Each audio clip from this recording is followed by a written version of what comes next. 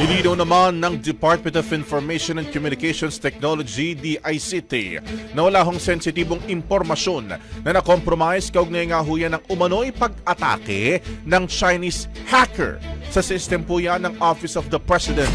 Ilan lang daw sa mga nanakaw na mga ito ay mga military information kaugnay sa agawan ng teritoryo sa pagitan ng China at Pilipinas.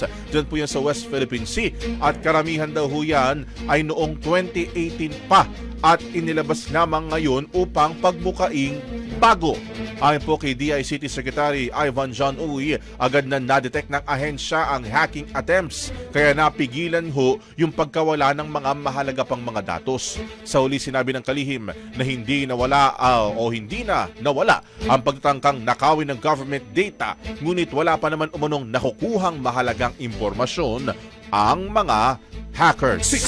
Ang bahaging ito ay hatid sa atin ng Yummyvit ES2 Oral Drops. Simulang tuparin ang pangarap ng iyong anak. And stunting now!